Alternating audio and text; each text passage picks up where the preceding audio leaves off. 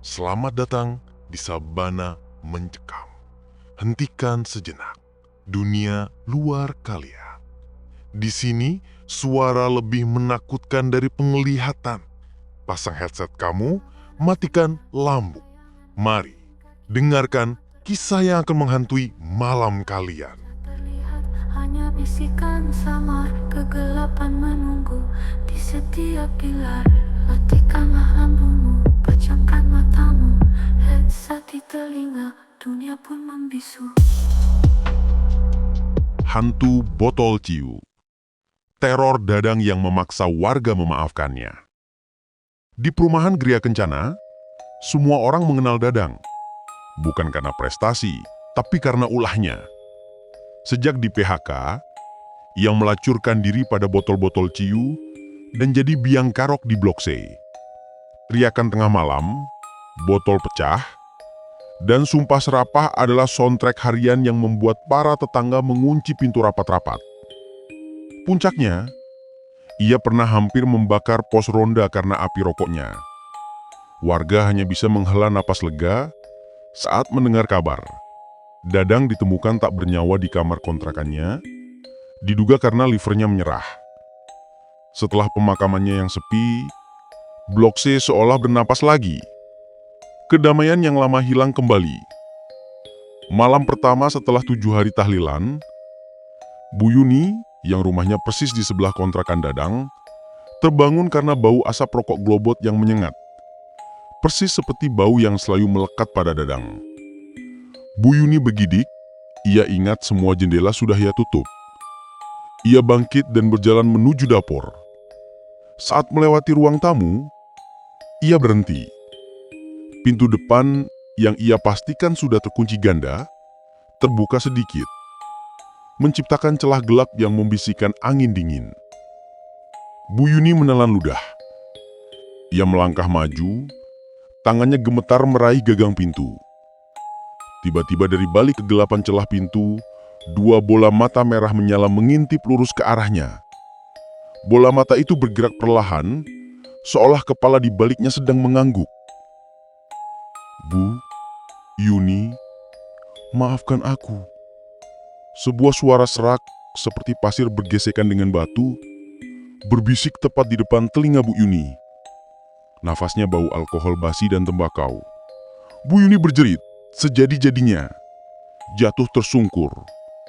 Ketika suaminya, Pak Tejo, menghidupkan lampu dan menghampirinya, pintu depan sudah tertutup rapat dan terkunci sempurna. Di ujung blok, Pak RT Hasan sedang duduk di ruang kerjanya, menghitung iuran keamanan. Ia adalah orang yang paling sering berkonflik dengan Dadang. Di dinding ruangannya tergantung sebuah papan tulis putih kecil untuk mencatat tugas. Saat ia akan menandatangani laporan, ia melihat ada yang berbeda di papan tulis itu. Di tengah papan, dengan tulisan tangan yang khas dan miring, mirip tulisan Dadang saat tanda tangan surat pernyataan, tertera kalimat, "Pak RT, saya janji tidak akan buat masalah lagi." Awalnya Pak RT mengira itu ulah iseng anaknya. Ia kembali ke papan tulis, mengambil penghapus dan menghapus tulisan itu dengan gusar. "Dasar bocah," gumamnya. Ia kembali duduk dan membaca laporannya. Baru beberapa detik, sebuah bunyi goresan kapur yang melengking terdengar dari belakangnya, memotong keheningan malam. Pak RT menoleh, jantungnya langsung berdesir dingin. Di papan tulis yang baru saja ia hapus, kini tertera tulisan baru, lebih besar dan lebih berantakan. "Kata maafku itu serius. Kenapa kau tidak percaya?" Di bawah tulisan itu, tetesan air hitam kental menetes, perlahan membentuk genangan di bawah papan. Pak RT terhuyung ke belakang. Air hitam itu berbau busuk, seperti cairan yang keluar dari mulut orang mabuk yang muntah di aspal panas. Warga mulai resah. Cerita Bu Yuni dan Pak RT menyebar cepat. Mereka yakin Dadang benar-benar gentayangan. Malam itu, warga memutuskan untuk berjaga di pos ronda. Pak Didi, yang rumahnya juga pernah jadi sasaran amuk Dadang, duduk sendiri di terasnya. Tiba-tiba, ia merasakan ada sesuatu yang dingin dan berat mendarat di bahunya. Pak Didi menoleh dan melihat jari-jari hitam, panjang dan kurus mencengkram bahunya dengan kuat. Pak Didi sontak berdiri, berbalik, dan melihat Dadang berdiri di belakangnya. Wajah Dadang bengkak, kebiruan, dengan mata tengkung yang terus mengeluarkan cairan bening. Pakaiannya lusuh, basah oleh tanah dan bercak-bercak lumpur. Dadang menatap Pak Didi. Pandangannya memelas, seperti seorang pemabuk yang baru sadar. "Didi, aku menyesal." Suara Dadang terdengar serak, parau, dan sangat dekat.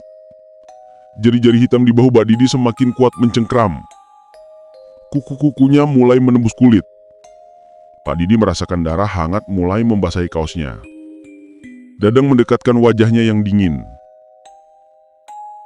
"Tolong, terima maafku," katanya.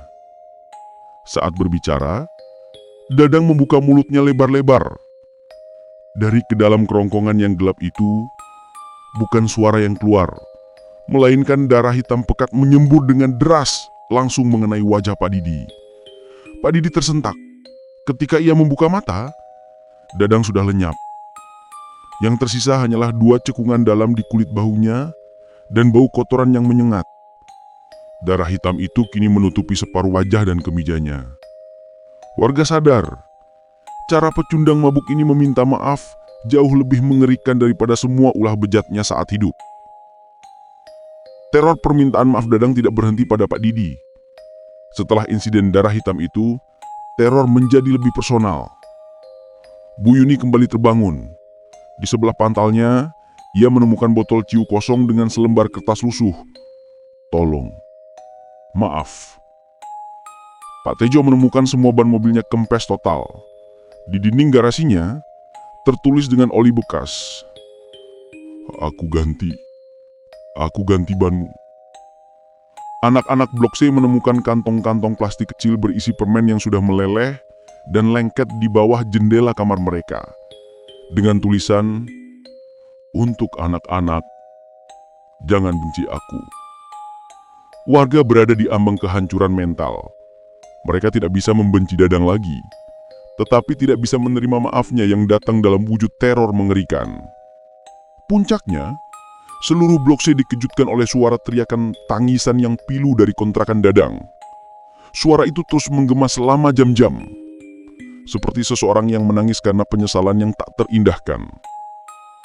Pak RT Hasan dan beberapa warga mendobrak pintu kontrakan Dadang. Ruangannya gelap dan lembab. Mereka tidak menemukan siapapun. Namun di tengah ruangan, terdapat kolam kecil air mata yang menggenang. Air itu keruh, kehitaman, dan berbau sangat kuat. Di samping genangan itu, sehelai kertas lusuh tergeletak. "Tolong kalian terima permintaan maafku. Aku menyesal telah menjadi manusia buruk. Maaf, sungguh." Pak RT Hasan akhirnya mengerti. Arwah ini hanya terlalu malu dan tenggelam dalam penyesalan. Sambil memegang kertas itu, Pak RT berteriak keras ke arah genangan air mata. "Dadang, kami semua memaafkanmu. Pergilah dengan tenang. Semua kesalahanmu kami hapus." Warga lain mengikuti, berteriak serentak, "Kami maafkan." Begitu kata-kata itu diucapkan, kolam air mata itu mendidih sebentar, dan genangan itu perlahan-lahan menguap dengan membawa serta bau alkohol dan busuk. Keheningan total menyelimuti kontrakan itu. Arwah Dadang tidak pernah muncul lagi. Blok C kembali damai. Namun, setiap kali ada bau alkohol samar tertiup angin malam, atau suara batuk serak dari kejauhan, warga Blok C tahu bahwa mereka telah belajar sebuah pelajaran mengerikan. Dosa yang dibawa mati akan gentayangan mencari penyelesaian, dan permintaan maaf yang tulus pun bisa menjadi teror terburuk. Di sabana senyap, bayangan melingkar kisah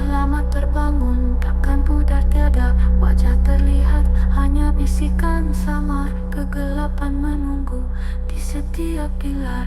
Matikanlah lampumu, pejamkan matamu. Headset di telinga, dunia pun membisu.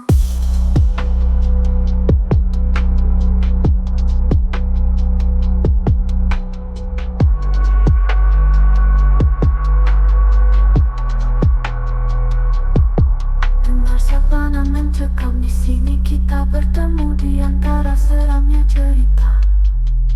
Hanya suara menembus, lebih dari yang terlihat, lebih dari yang kau tahu. Rasakan kengeriannya, temani malam sendu.